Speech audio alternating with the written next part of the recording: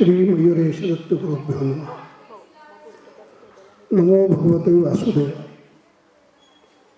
योगेश्वर फाउंडेशनच्या संस्थापक सौभाग्यवती संध्याताई कुलकर्णी, श्री विनायकराव कुलकर्णी, श्रीयुत पोटभरे, शुभांगी पोटभरे या ठिकाणचे असलेले मान्यवर, हरिभक्तपरायण, भारतीय संप्रदायाचे अधूर्य श्रीयुत अभयजी टिळक आणि अन्य सर्व मान्यवर, या फाउंडेशनचे पदाधिकारी आणि उपस्थित असणाऱ्या सर्व गीताप्रेमी, गीता पाठक बंधू भगिनींना माझं अभिवादन.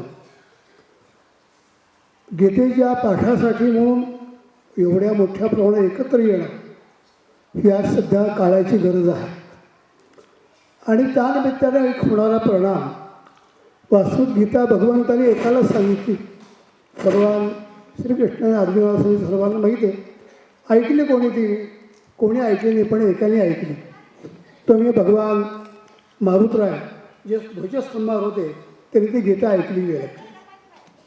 महत्त्वाचा मुद्दा असा आहे की या ठिकाणी हे तत्त्वज्ञान जगात सर्वांना मान्य आहे. गीतेचं तत्त्वज्ञान, गीतेमध्ये काय सांगितल्याचा अर्थ समजून घेण्यासाठी अनेक लोक प्रयत्न करतात. आम्ही अंदमानला गेलो असताना त्या ठिकाणी पलीकडच्या खोलीमध्ये अरब कंट्रीमधून 2 तरुण आले होते आणि त्यांनी विचारलं, तुम्ही कशाला? आम्ही कशाला? आम्ही तर विचारणं झाली. पण तुम्ही काय करता? ते म्हणलं, आम्ही गीतेचा अभ्यास करतो.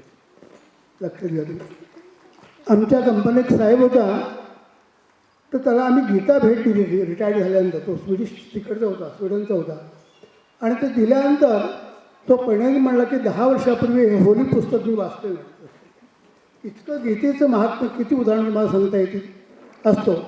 परंतु आज माझं भाग्य असं आहे की या ठिकाणी संध्याताईंनी जे फाउंडेशन निर्माण केलेलं आहे, भगवंताचं अधिष्ठान, भगवान गोपाळकृष्णाचं अधिष्ठान, हे जास्त महत्त्वाचं आहे आणि याचा जास्तीत जास्त प्रचार व्हावा. गीता उलटा वास्तू जे तागी होतं, गीता त्याग शिकवते लक्षात. आणि आपल्या जीवनात गीता मांडली पाहिजे, याचा सर्वांनी प्रयत्न करा.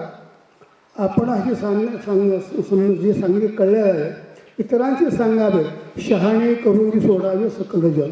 असो, या ठिकाणी मी जास्त वेळ घेत नाही, मला बोलायची परवानगी कमी आहे.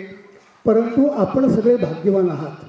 इतक्या मोठ्या प्रमाणात थंडी असताना देखील कुठलेही कारण न सांगता पुण्यातल्या आणि पुण्याबाहेरच्या महाराष्ट्रातून येणारे सर्व आपण गीताप्रेमी भाग्यवान आहात. एकत्र येऊन सामुदायिक एखादा पाठ होणं हे सध्या अत्यंत महत्त्वाचं आहे. त्याचा एक परिणाम वेगळा होतो आणि तो परिणामच काहीतरी वेगळं सांगून जातो. आणि म्हणून या कार्यक्रमासाठी भरपूर कष्ट करावे लागतात, माणसं उभी करावी लागतात, वेळ काढावा लागतो. वेळ नाही असं म्हणणारे भरपूर मिळतात, जे वेळ काढून येतात तेही भाग्यवान. आणि असं एक प्रदर्शन होणं आणि यांचं दर्शन होणं हे एक महत्त्वाचं आहे. आणि हे आज भाग्य मला कुलकर्णी कुटुंबांतर्फे, योगेश्वर अधिष्ठानतर्फे लाभलं. त्यांच्याविषयी कृतज्ञता व्यक्त करतो आणि मी थांबतो. भगवान गोपाल कृष्ण महाराज की जय.